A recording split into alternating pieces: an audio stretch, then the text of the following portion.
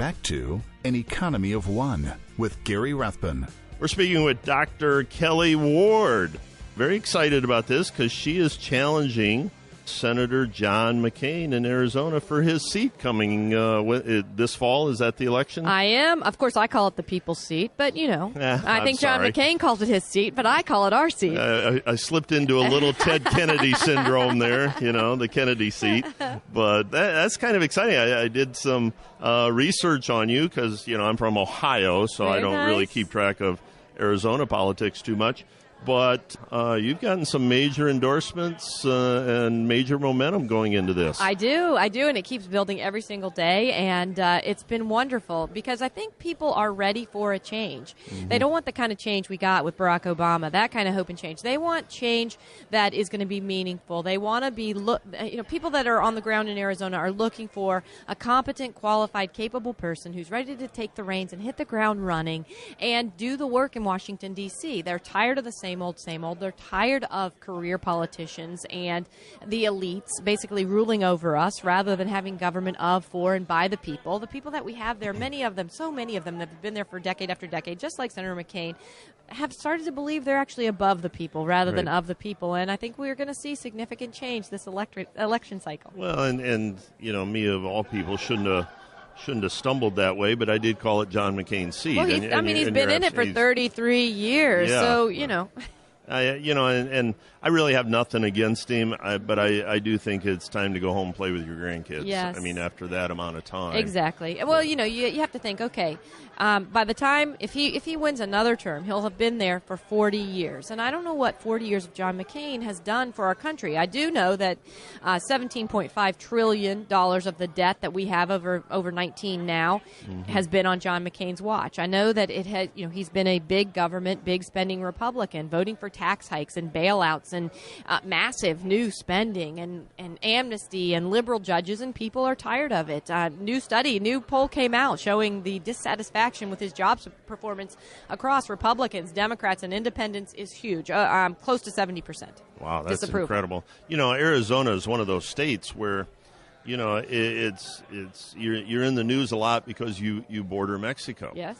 And one of our big issues in this country that gets a lot of headlines on top of mind of a lot of people is illegal immigration coming into that. Now, you were a state senator for Arizona and now going to represent Arizona on a national level. What's your thoughts on helping with this problem? I mean, we're all immigrants. I got no problem with people coming into this country.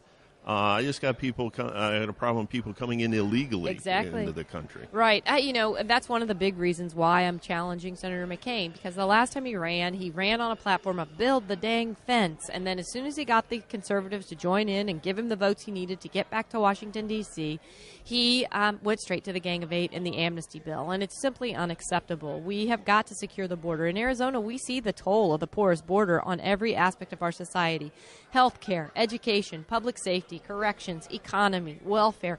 All of those things are being so bogged down by illegal immigration that the people that are citizens of our great state and of our great country aren't able to enjoy the benefits of being citizens of the United States. And so we've got to secure the border.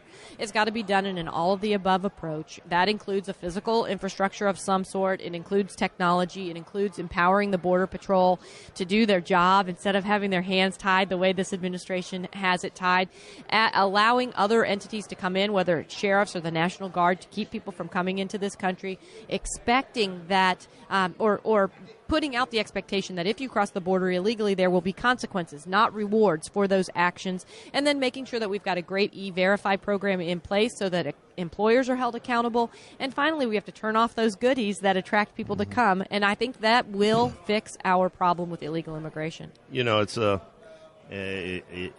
both a sad statement and a positive statement, depending on how you look at it, that our welfare system is a even our prison system is a raise in their standard of living. Very sad. Very sad. But you know what? We know that we cannot bring every person from around the world who is fleeing poverty or who's fleeing war, who's fleeing gang violence, who's fleeing persecution into this great country. Though many of us are very charitable, loving people and would love to help people, the thing that we need to do is help people where they are.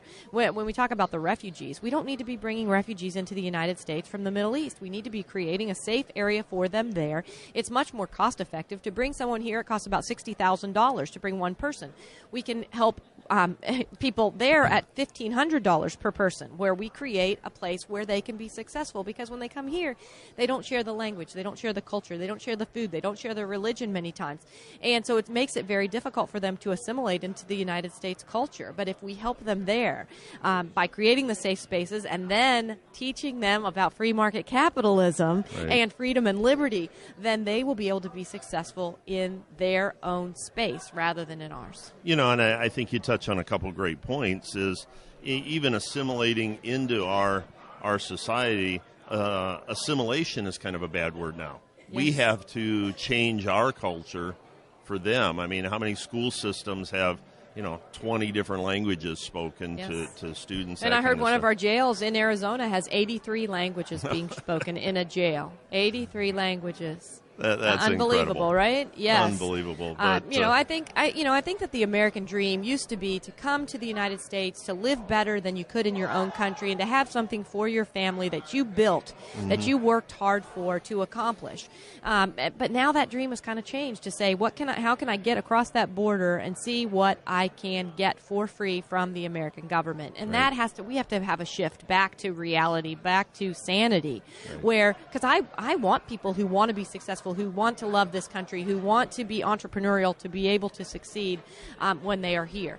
I don't want to change my culture to assimilate into something else, because there was a reason people were leaving somewhere else, because they wanted to come to our great country. We don't want our great country to turn into something that's not so great. Yeah. Now, you're a doctor. Yes, family medicine, family physician. And your husband's a doctor. I met Mike in the coffee line the other day. Good.